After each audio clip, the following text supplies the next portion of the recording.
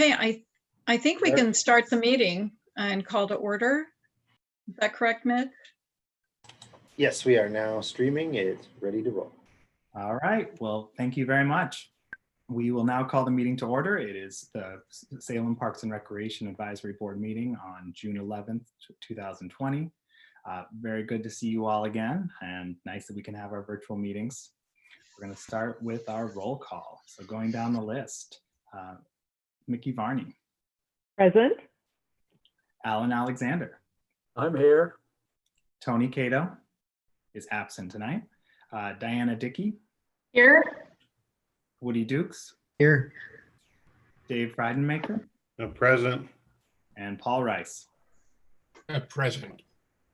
Wonderful. Well, we also use that as an audio test and clearly have no audio problem. So that's two pieces of good news. Let's go into public comment. I think as most of you caught at the start there, we're doing it a little different this time where we're not having public comment live. People were asked to submit public comment ahead of time. We had one piece that was submitted from EM Easterly. I think it was shared with everyone in their packet ahead of time. It was regarding a mapping error. I think most people are familiar with the concern that EM has brought to the board. He's been to the board previously about this issue. And I met with him earlier this year to talk about it and learn a little bit more. I did follow up with Tony and Patricia and Jennifer earlier before we started meeting again during our hiatus about the issue, and it was still with legal.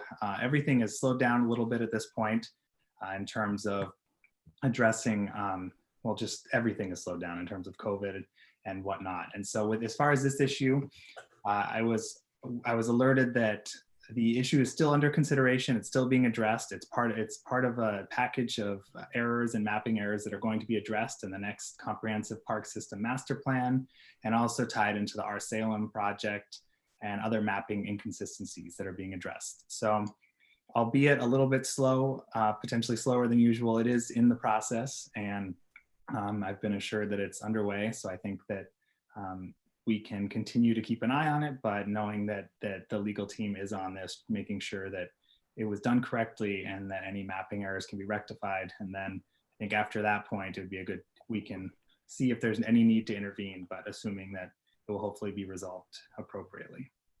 But I'd open it up for anyone that had any questions or clarifications, or Alan, I'm not sure if you were familiar with the issue, if you had needed any background on it. I had an opportunity to read his letter. I'd heard about it previously. Wonderful. Any other comments? Okay, wonderful. Well, let's move into our minutes then. Hopefully everyone had a chance to review the minutes ahead of from our last meeting. I personally didn't see any errors or adjustments that needed to be made, but please speak up if you saw anything that should be amended before we approve. Yeah, Dave. I didn't see the comment from Nick Forte about Orchard Heights Park, the crossing. Wasn't that the last meeting where he gave his public comment? It was. I will double check the minutes. The comment was addressed to Mickey Varney and Nick Fortney, and I might defer to Patricia Farrell just to respond to that. Tony contacted our traffic folks to see if this was on the list for a grant for safe crossing near the park. And I believe that they were going to make a decision on that. I can't remember the transportation board that was looking at the grant, but I believe they were going to make a decision on that fairly soon. So we can get back to you on the crossing near Orchard Heights. Thank you. Okay, well, I saw the non-agenda item in the minutes, but I didn't see Nick's comment that he was the one that made the comment. I may not have addressed his name specifically. Wasn't sure whether, honestly, I wasn't sure whether I should call out his name specifically since he's a member of the public joining in. That might be it. I apologize. I'd have to pull up the minutes and kind of run through that real quick, but Okay. I'll adjust it accordingly. Yeah, I just, you. because it said there was no comments from the public at the beginning, that I thought maybe we should address that. Well, given the guidelines on public comment, I just wasn't sure how to address it in the minutes. It's still draft minutes and I can make those changes as appropriate. But as you know, presently we aren't doing any chat comment. It's all through email. So I kind of broadened it out a little, you know. Okay. I wanted to make sure to get the question across in the minutes and the answer. So if that is not clear, I will clarify that in the minutes.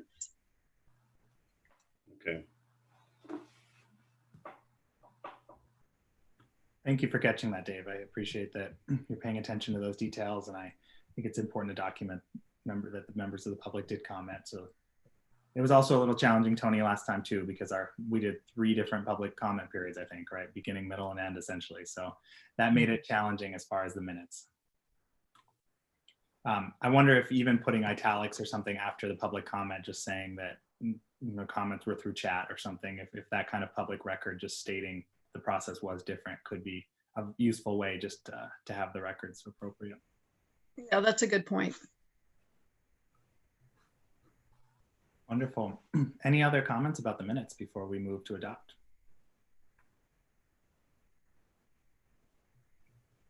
Okay, seeing none, can we have a motion to approve the minutes? I make a motion that we approve the minutes as they stand. I Do we want to second. do as they stand or as amended, given Dave's comments about making a note regarding public comment? Okay, well, as amended. Okay, We fantastic, approve the minutes as amended. fantastic. I second it. Second from Mickey. Any discussion? Okay, all in favor, say aye. Aye. I, Aye. Opposed? All right, the minutes are approved. Thank you all. Let's move right into our action items for tonight. We have 2 action items. First, Eagles View Park Master Plan, and then talking about the draft letter supporting expansion of ranger duties. So Tony, I will turn it over to you and Derek to get us started on Eagles View.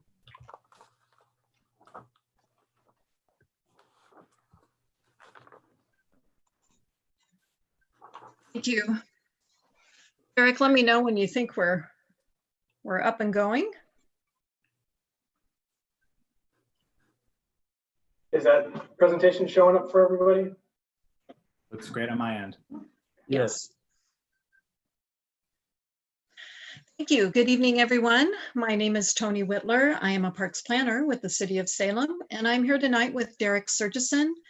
And Tracy Johnson is also a project manager on this project with Environmental Science Associates, a consultant with the city on the Eagles View Park Master Plan. I don't think Tracy joined us tonight. Derek and I are both giving the presentation. And we're here tonight to present the draft Eagles View Park Master Plan and to ask the board for its endorsement and a recommendation to City Council for adoption at their July 27th City Council meeting. The Eagles View Park is located in Northwest Salem.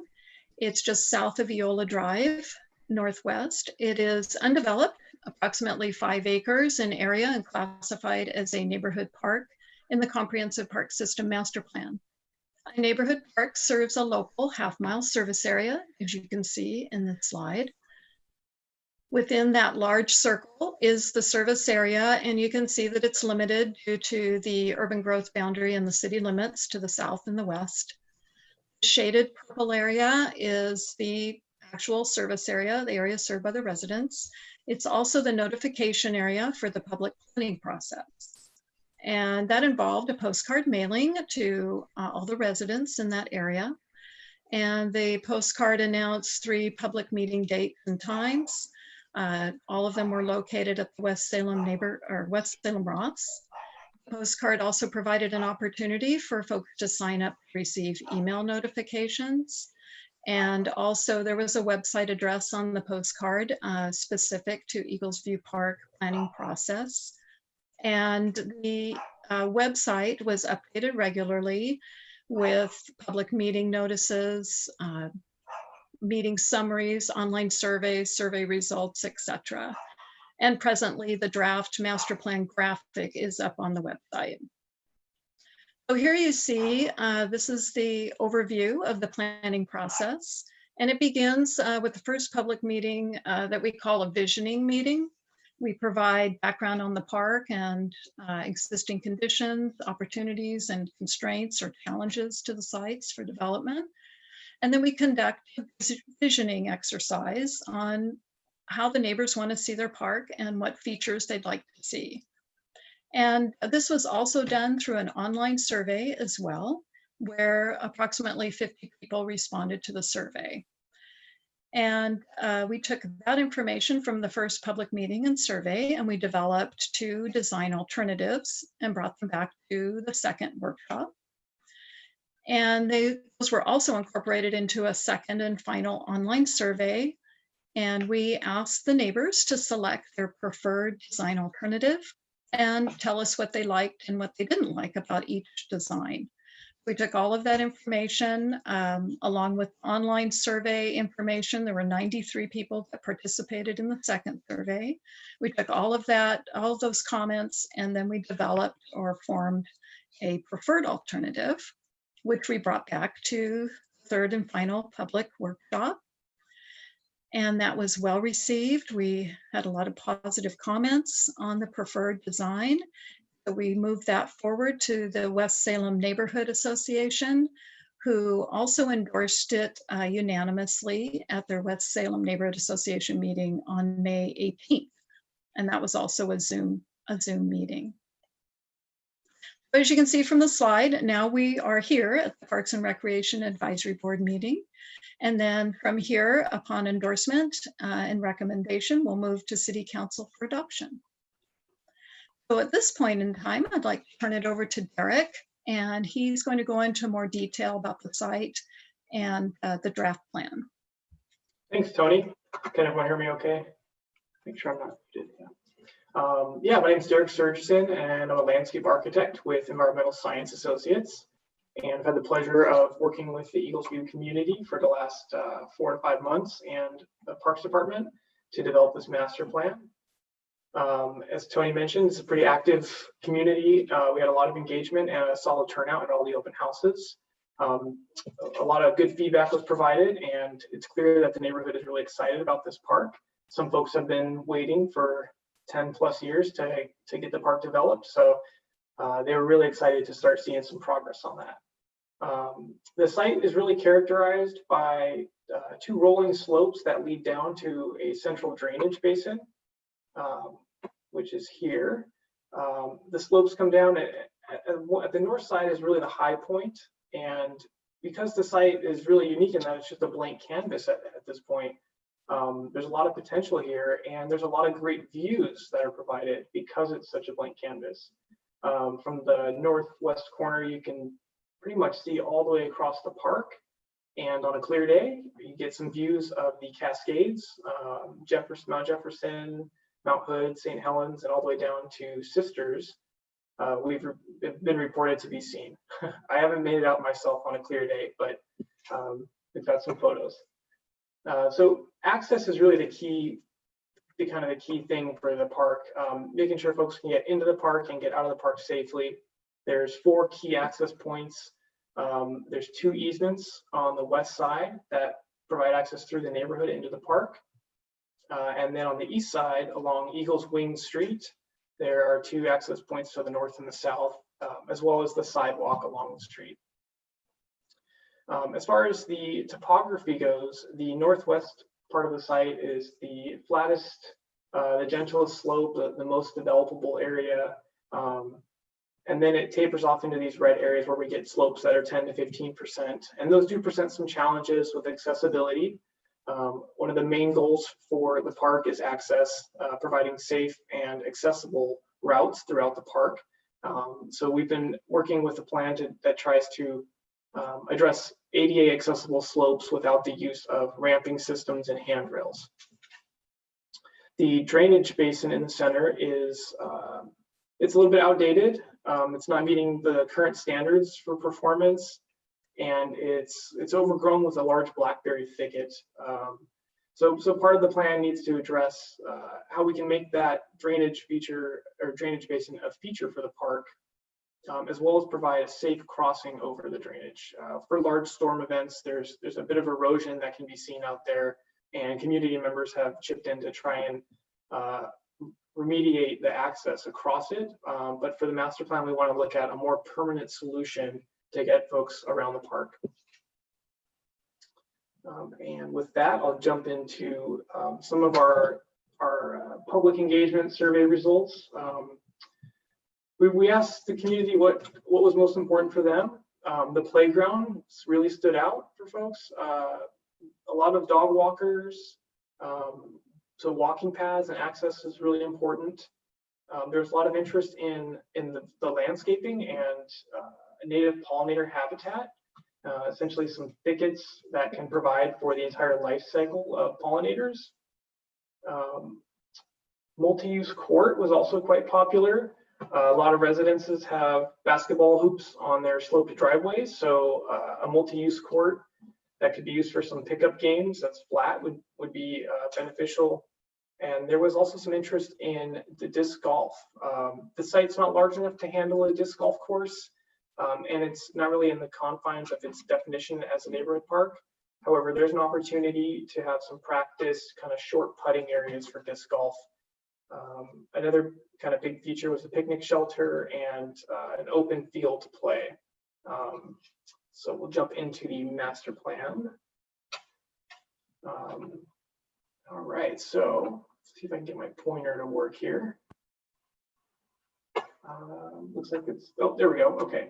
So in the northwest area, we have a large, flat, open lawn area. We have about a half acre of lawn. And this is situated in such that it's the easiest to build out there, but also it's tied into the picnic shelter and gathering area that's centrally located at a high point to provide clear views to all the park entrance points and across the entire site. This seemed like a great kind of eagle's view overlook point where we'd want to focus the gathering. It's also tied to a large playground that's terraced. In the public engagement, there was a lot of interest in an embankment slide, and because of the topography out here, we can really use that to our advantage and create that embankment with 2 terraces on the playground.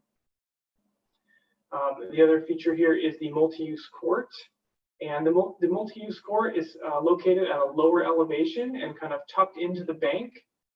This will help with alleviating some of the sound that comes from the hard courts.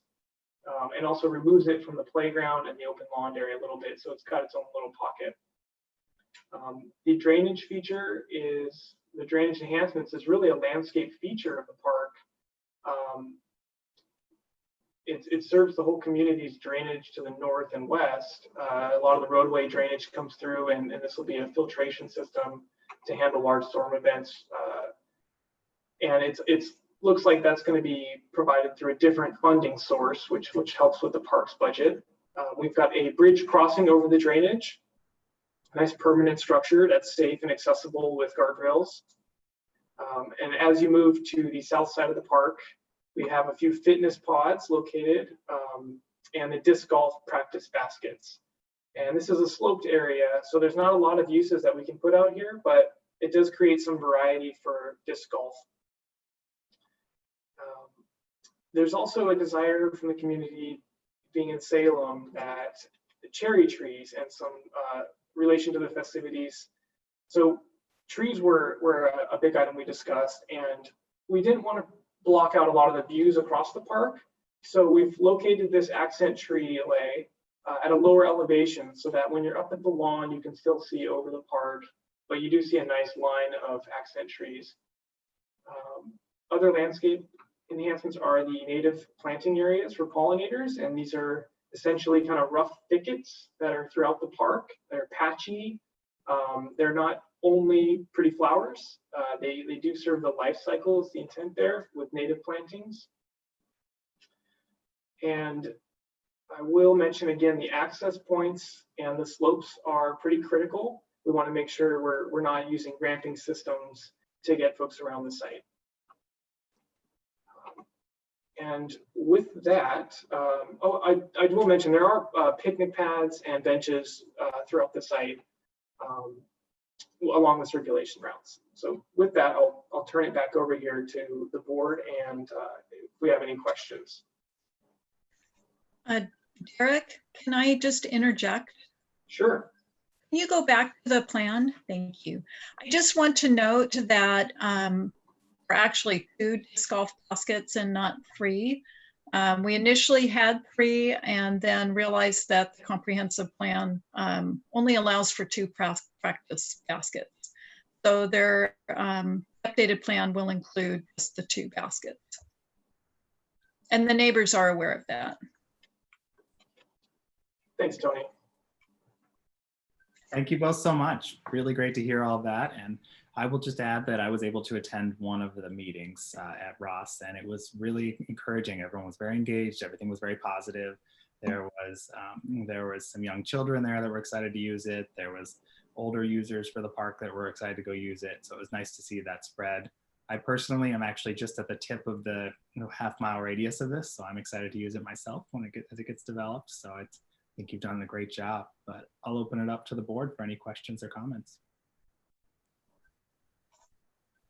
It seems to me it's a very nice plan, fully utilizes the site with a variety of activities in tune with what the public wanted. I think it's a very clean, very nice design. Thank you. Any other comments or thoughts about the plan? I know this one feels a little different after we went through the Battle Creek plan that had 800 comments and was such a much bigger park in that sense. But yeah, Mickey.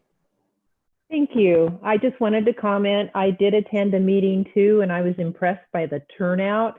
And I really appreciate the outreach to the public and the surveys and the input, because this product is absolutely fantastic. And I wanted to say, I like the idea of the basketball court area kind of in the bank as a sound reduction. I mean, there's just so many features here that are really thinking about the needs of the community. And I just wanted to say, I really appreciate it. Thanks. And I will add that the sports court right now, through the public engagement process, there was a few uses that the neighborhood requested, and it's really to be determined at this point. I know there's a few park improvements in the surrounding area that are ongoing, and depending on what comes out of those improvements, the need for basketball or other activities will be determined later on. So it looks like a basketball court right now, but it could be more of a multi-use court, and there are other options on the table, but it's to be determined at the moment. So. And to tail onto that, when we get to the point of construction drawings, we will go back out to the neighborhood and let them select the play equipment for the playground. And we'll also hold a discussion at that time too, depending on the phasing of the park development on the multi-use court. Wonderful. Woody, Dave, Diana, or Alan, any comments that you'd like to share? Okay. I'll just say this is a really nice plan. It just like Mickey said, you did a great job with engaging the neighborhood. I mean, 93 people commenting, that's pretty big for a neighborhood park like this. So I think that's great. And I just love how you it's kind of it's not a nice square piece of property or a nice level piece of property, which sometimes makes it a little bit easier, but you've been able to take the shape of it and the elevation of it and make something that's gonna be really nice for the neighborhood. So it's really nice. I'm like, oh, I can't wait to go visit it. Yeah. I don't live in West Salem, but it's great. Great. Thank you. Well, wonderful. If there's no further comments, would someone like to move that we endorse the plan to council for approval? I move that we adopt the plan as presented. Fantastic. A second? Seconded. Seconded by Oh, for Paul. second. All right. Any comments on the motion before us? Hearing none. Alan? Oh, yes. I just, for the record, that was Woody Dukes that made the motion and Paul Rice that seconded. Correct. That's what I heard at least. But then I saw Mickey was just raising her hand, so I want to make sure. Well, I didn't know if we needed to say anything about the 2 baskets or not. So because the motion was to have it exactly as it is, and I didn't know if that was necessary. Good question. Tony, is that something that you feel is necessary, or is that already addressed in the latest version? The plan has been amended to show the 2 baskets. The neighbors have been notified through MailChimp, and West Salem folks, I'm sure they were notified through my presentation as well. Thank you. Thank you for clarifying that, Mickey. Good point. Yeah, Woody? In the verbiage that goes with this, it talks about just 2 baskets instead of 3. So it's only on the drawing that I think that is proposed, that it shows 3. Fantastic. Thank you, Woody. That's right, it is in the report. So we have a motion and a second. All in favor, please say aye. Aye. Aye. Aye. Any opposed, please say nay. All right, it passes. Thank you so much for all of your work, Derek and Tony. Really excited to see this one come to fruition. And I know it's a master planning. It's the first step in a long process, but excited to have this go through council, hopefully get approved soon and move on its way. Thank you so much, everyone. Thank you, everyone.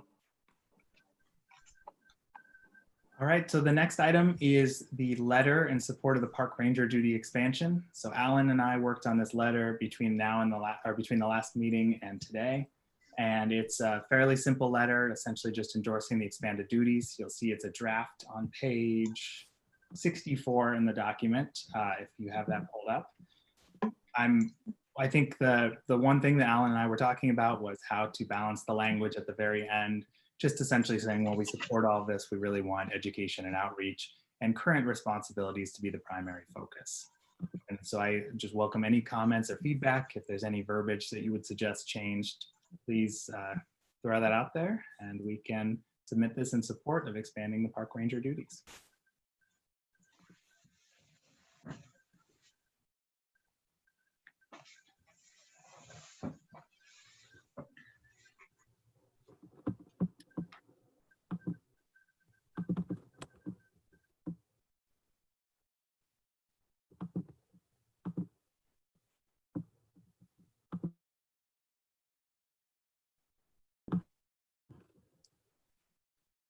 I'll give everyone just a minute more to read over it. I can see all of your eyes scanning the page.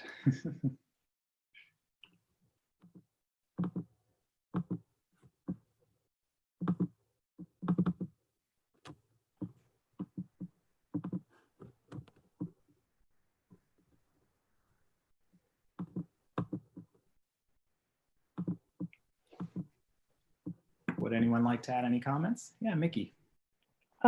I just wanted to ask, well, I could certainly go look it up, but can you briefly explain what the additional Salem Revised Code chapters that are addressed in here that he would be able to enforce? That's a great question. I need to look it up to have it in front of, or I don't have it off the top of my head, but this was about the ability to enforce some of the violations and infractions that currently he was not able to do. And I don't have that list up. I can try and pull that up real fast. I don't know, Tony, Patricia, or Jennifer, if you have that handy. It's okay, because we really briefly touched on it at the last meeting. I just didn't know if there was any addition to our discussion from then. It is in the staff report from Suzanne Reynolds. And I'm sorry, I don't have that one up, but I can certainly go find it if you'd like me to. I believe you. Are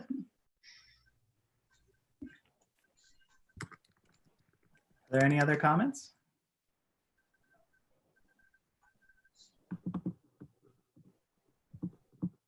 Okay, hearing none. Do we want to have a motion Oh, here we go. I just pulled it up, Mickey, for you. So 47 is solid waste management as it applies to prohibited dumping and littering. Section 60 is property maintenance as it applies to junk vehicles. And section 102 is parking as it applies to the abatement of junk vehicles. So relatively minor, but it was dealing with some issues around abandoned vehicles and parking, and litter was a big one that was mentioned during the staff or in the staff report. Okay, thank you. Mm-hmm. Then I move that we accept it as written. I'll second. Seconded by Diana. All right, any discussion on the motion? All in favor, say aye. Aye. Aye. Any opposed, say nay. All right, the letter is approved. Thank you. And Tony, are you able to send that along to the proper entities at this point, or is that something that I should be submitting myself? No, I can have that formatted and sent off to the city councilors. Fantastic. Thank you. Thank you, everyone. And thank you, Alan, for your help on that. Appreciate that. Oh, Alan, you're muted there. Couldn't catch what you were saying. You did all the hard work. All I did was just read it several times. Sometimes that's the most important part. We're going to move into our information reports. And you may have noticed we have written information reports this time in terms of our parks planning, parks updates, and recreation. And so we will take questions on that, but instead of going through it verbally, we're going to go through the written one. The one question I had, Tony, for you is for the Mission Street Parks Conservancy report. Do we have anyone from MSPC on, or is it, are we just basing this on the written report today?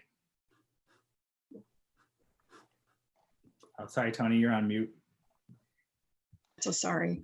I don't see Christine Shute in the audience. Okay. She did receive the Zoom meeting. I have not heard from her. Okay, well, let's. You may have thought she didn't have to attend since she submitted the report. Understood. Sorry, I didn't understand. So we can go through these one by one, and essentially, hopefully, everyone's had a chance to look through all of the updates and reports, and we can just talk through anything that stood out to you if you have any questions or clarifications. And I know Jennifer and Patricia are available to answer questions. So I see Patricia is currently trying to dial in. So we might save hers till the end, until she gets that figured out. But let us start with the Mission Street Parks Conservancy report. Were there any comments or conversation points anyone would like to raise about that?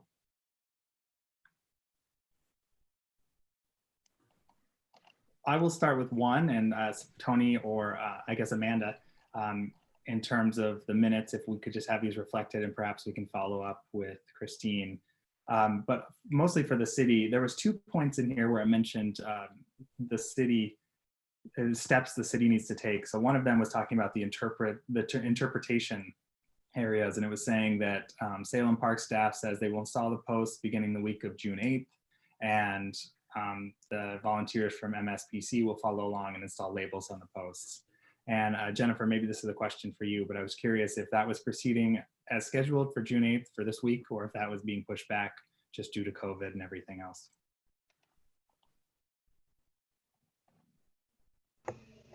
Sorry, I had to unmute. I believe that project has started, yes. Perfect. And the second question I had was just a little clarification. Towards the start, it talks about under preserve, the second paragraph says that they've provided the city with a report on the health of the park's Oregon white oaks, and they haven't heard from the city whether they intend to adopt any of the report's recommendations, but understand that some of the changes have been made that are consistent with the recommendations. And I wasn't sure the timeline on that, whether it had just been submitted or if there was any more process needed in that sense. The report that they're referring to is the report from last year.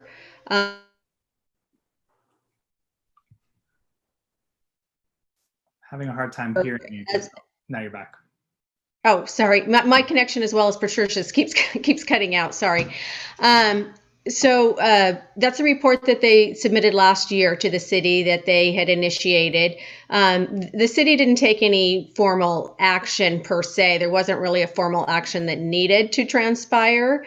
However, as they referenced that we have adopted some of the recommendations in there, and it's really just as time and resources have allowed. For example, one of the recommendations was the tree circles around to help with protection on the trees when we're doing mowing and so forth. So that's something that's been implemented, but it's really just kind of phasing in. We didn't have any main objections to anything in the report. It's really just, as I said, a matter of when funding and staffing allows to incorporate those. But we're moving forward with the recommendations. Excellent. Thank you for clarifying. Does anyone else have comments or questions that they'd like clarified on the Mission Street Parks Conservancy update? Okay, well, we can move on to our next report. The urban forestry report. I know we don't have one, and I don't see Mylan in the attendee list. And so I wasn't sure if Tony or Jennifer, if you have any update on that.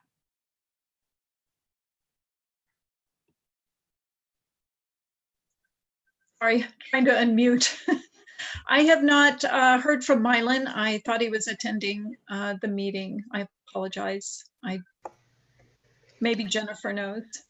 Sorry, I was trying to unmute as well. This is more complicated than I thought. I apologize as well. My understanding is he would be at the meeting this evening, so I'm not sure what happened there, why he's not there. So I apologize. I don't have any information from him as I thought he would be in attendance. Okay, well, thank you. I appreciate that. And it is a very unique time right now. So I completely understand, but appreciate that update and hope that if there's anything pressing or anything timely, maybe we could pass that around through email at a later point. Let's move on to the, Patricia, are you back on via phone at this point? If we have any questions on the parks planning update? Maybe we can start with the parks operations update first, and we'll go back up to parks planning. So are there any questions that anyone has or any comments on the parks operations update that was shared that they'd like to ask Jennifer about? Yeah, Diana. Yeah, so I just want to let the board know, this isn't necessarily for today, but Dylan, you were included in the email that I sent yesterday. The board may or may not know, some of you may or may not know that some of our parks get amenities or get work done because of our transient occupancy taxes. And with COVID and tourism really slowing down, I just asked if at some point we could have a report on what's going on with our tot taxes or our tot funds and how that may affect our parks. So I know tonight wasn't quite the right time for that, and we're still all trying to figure out what the effects are going to be, but I just want to let the board know that. And I don't know if I think Jennifer had said maybe August would be a better time. I don't know if Jennifer has anything or Tony to add to that, but I just want to make you all aware that I did ask the question, and hoping that we can have a discussion about it or a report at some point. This is Mark Bechtel. I can give you a little bit of a preview. Can you hear me?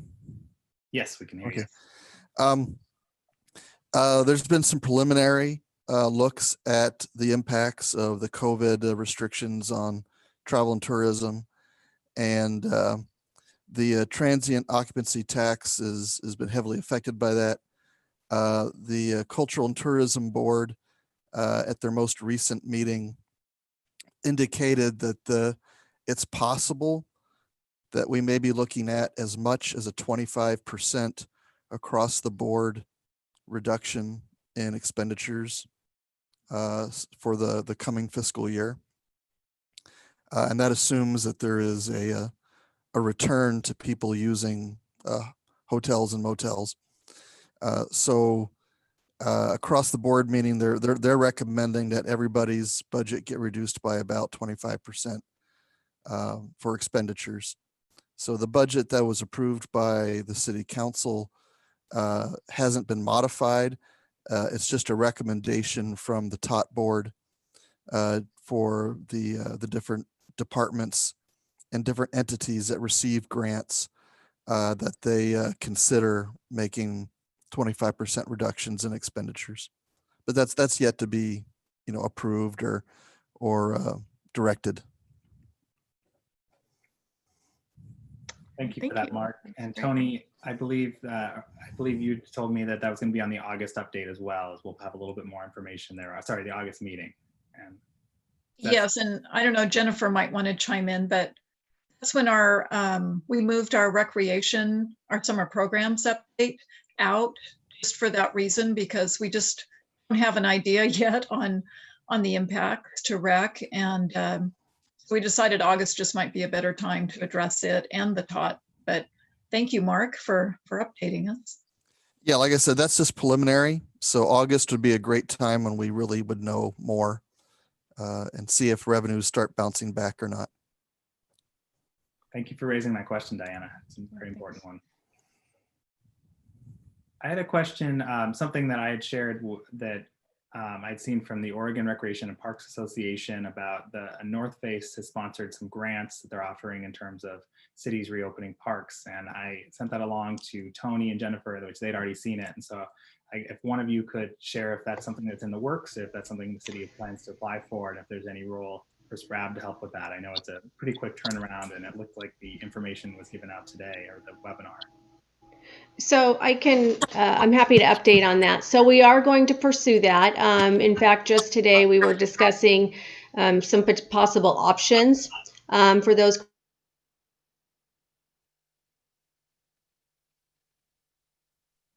We lost you again, Jennifer.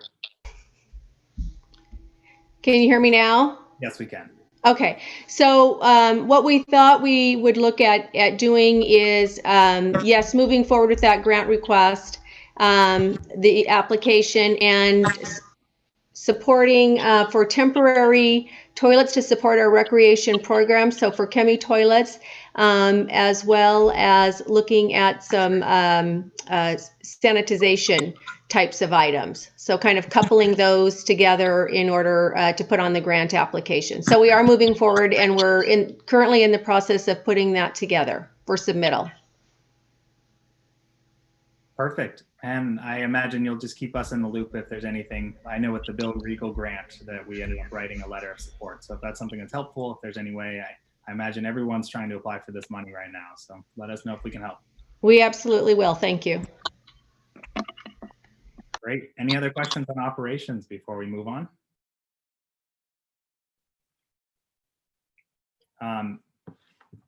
I wanted to ask one just about, Becky, I saw you were just on a second ago. I just wanted to ask about the STRIDE programs. I saw there was briefly mentioned in here that the May one was virtually, and I just went to the website and was curious what the current thinking is as far as potentially having them in person, or if they're all going to be virtual.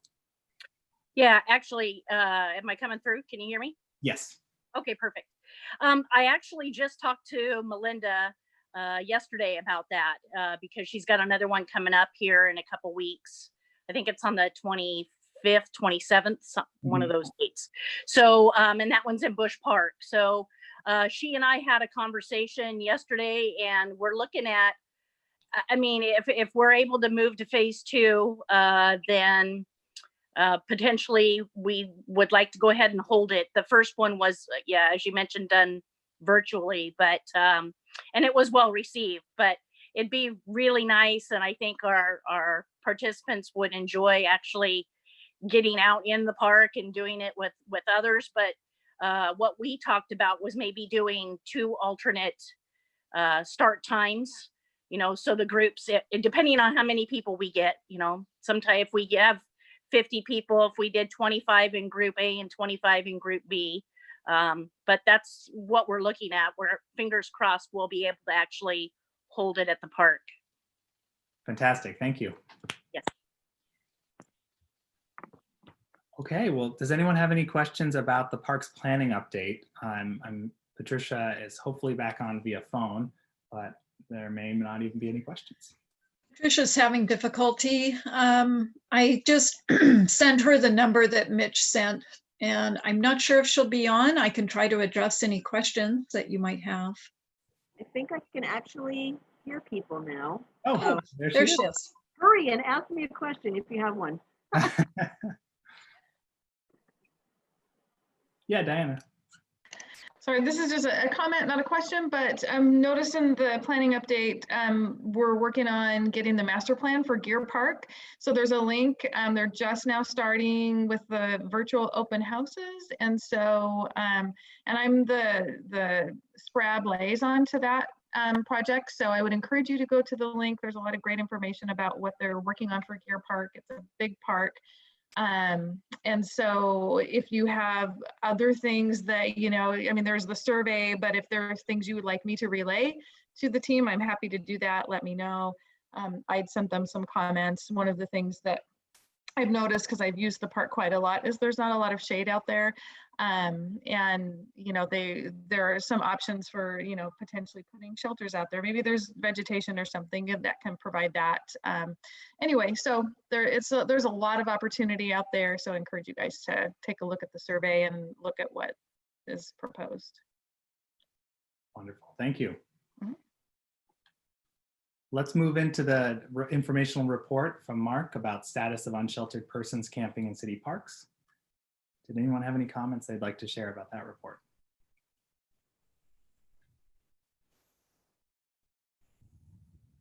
Looking ahead at the next steps, it looks like by our next meeting, I imagine we might have some more questions after we know a little bit more information, given the emergency declaration will expire on June 30th. Very eager to see where things go from there. But yeah, Woody, go ahead. Well, I just asked Mark, there's something about in there that parking is getting to be difficult for car camping, that they're taking up a lot of spaces. Is that a Cascade or? It is. It's at Cascades Gateway. There's actually more than a dozen. It's getting close to 24 vehicles that are there. Either they don't move or they come for the day and then leave or stay the night. And but the car camping is actually competing directly with the folks that want to fish at Worth Lake.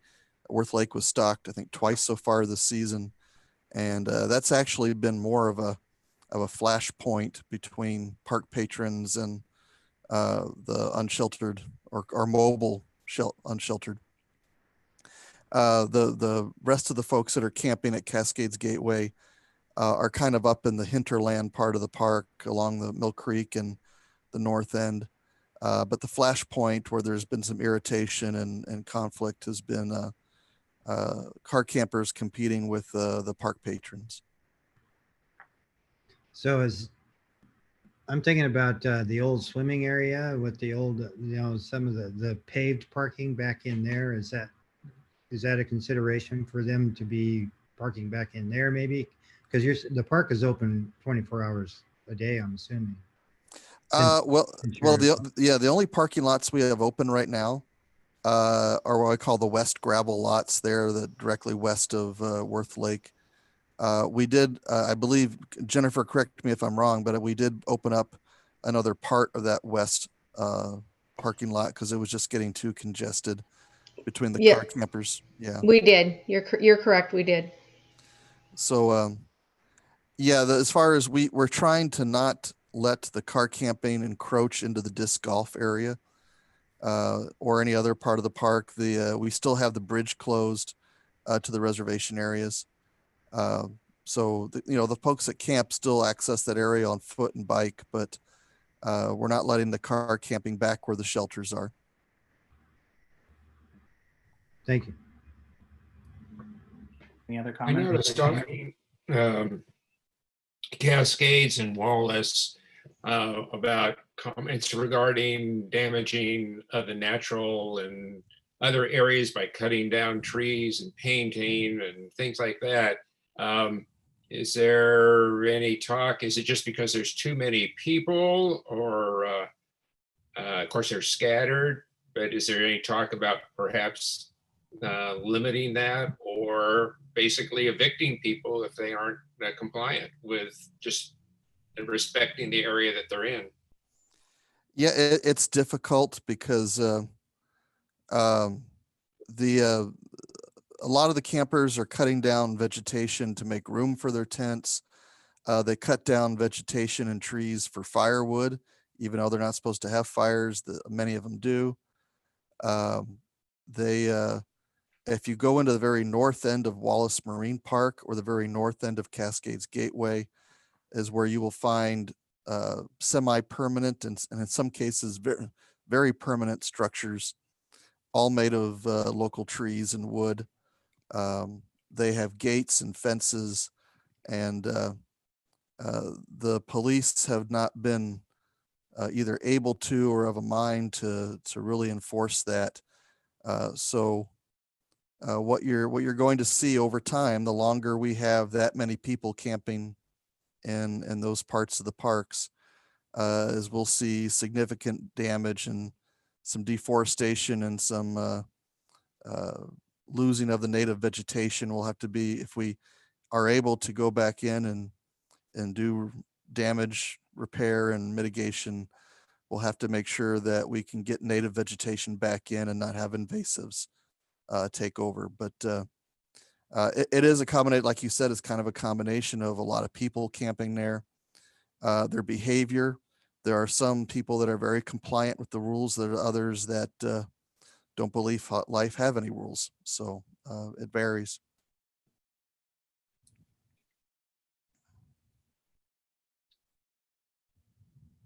Yeah, I used to at Wallace. I used to walk my dogs over there quite a bit, but because of just sort of the activity and so forth, it just isn't quite as pleasant to visit to the park as it used to be. That's all.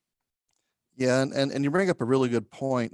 Over the winter months and early spring, the homeless have kind of had the park to themselves. But now that the weather's improving, now that we're going through to phase 2 of the reopening plan, I think you're going to see, as we start seeing more recreational use in the parks, greater public use in the parks, maybe some conflict between the two groups. And so we just have to be very aware of that. The police are aware of it, but it'll be an issue as the summer goes on.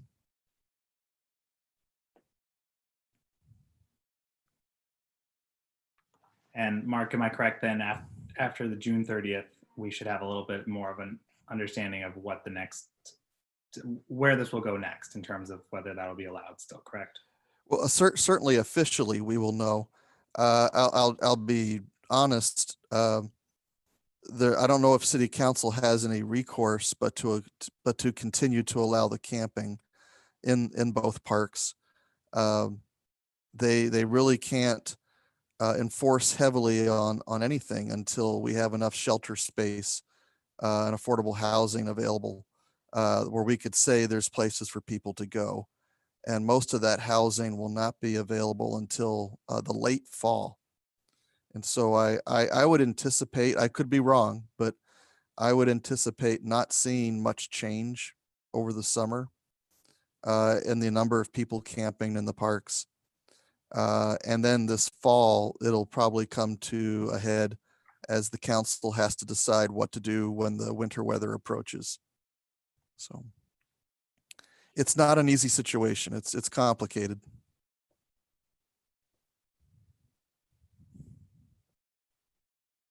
Anyone else have anything they'd like to add about this issue? Yeah, Woody. I just wanted to say that I started with the City Parks Department in 1973, and there were homeless people camping at Cascade and at Wallace both at that time. So I think it's something that may always be. It's hard to say. So. Yeah. Woody's right. We've had homeless folks camping in both parks for quite a long time. What's interesting now, though, is just the number of people. When you have hundreds of people camping in close proximity to each other in primitive situations, It creates behavior issues, sanitation issues, and certainly damages the natural areas. So that's kind of the big conflict we have right now, the big challenge. Mhm. Well, thank you for that update and candid assessment. I appreciate that and look forward to learning more. All right, thank you. I realized we kind of did the recreation services update when Becky jumped on, but want to quickly say, was there anything else anyone had questions about? Okay, park damage report. I don't believe that was in the packet. Tony, I imagine it's wishful thinking to think that there was no park damage. There were a couple of items I got after the fact. Minnow Brown Island Park, pole post was struck and bent to the tune of $466. And Hoover Park graffiti was removed at the cost of $424. And those occurred in May. Thank you That's for what's that. been reported. Now, were there more instances? Probably. Well, we're pretty much at the end of our agenda. Are there any other items that anyone would like to raise? I have a quick one I'd like to propose for an upcoming meeting conversation, just in light of everything that's happening right now. I think it'd be interesting for us to have a conversation about diversity outreach from the park side. I think that, you know, Salem has a very large Latino population, and I think about, we have an opening on our board right now, and you know, thinking about ways to engage that community better. I found a report from 2011. If you search City of Salem Latino outreach, there's this University of Oregon. It's a pretty comprehensive, I think, 40-page report all about different ways of better engaging the Latino community around parks issue, well, around a lot of issues. But I was thinking about it from a parks lens, and I think that it could be interesting for us to delve into that topic a little bit more at a later point of just how to make sure that people of different voices, different perspectives are participating in public comment, potentially applying for the board and things like that. And so I guess Tony, Patricia, Jennifer, love your thoughts if there's anything immediate to share, or if that would be appropriate for maybe the August meeting or something like that.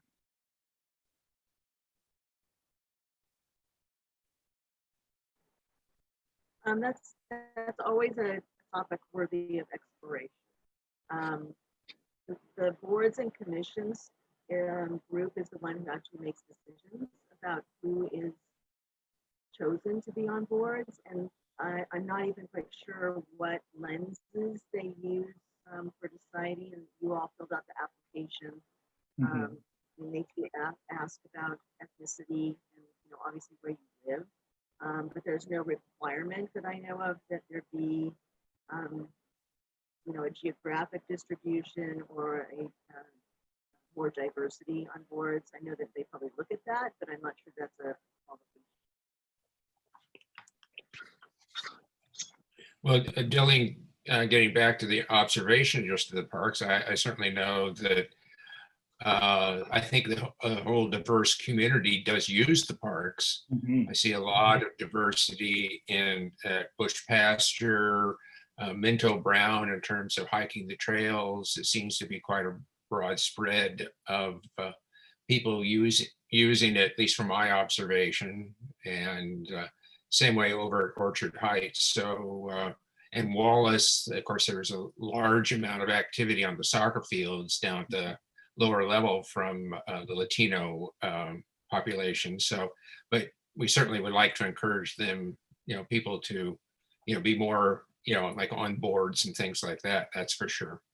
And planning, master planning processes in public comment, because you're absolutely right. And I used the Latino example because of this, I found this report, but just of all demographics, I agree. Running out there, I see really wide representation in the parks, which is fantastic. And it seems like maybe there's more we could do. And looking through this report, it talks about using churches as an avenue for trying to, as a safe space. And I was thinking about the tree subcommittee, for example, and trying to talk about planting trees in your yard and how we could think about taking some of these lessons and sharing it through those avenues. But don't want to take too much time today on this necessarily, but just wanted to start the conversation now and hopefully plant the seed for us to keep that going.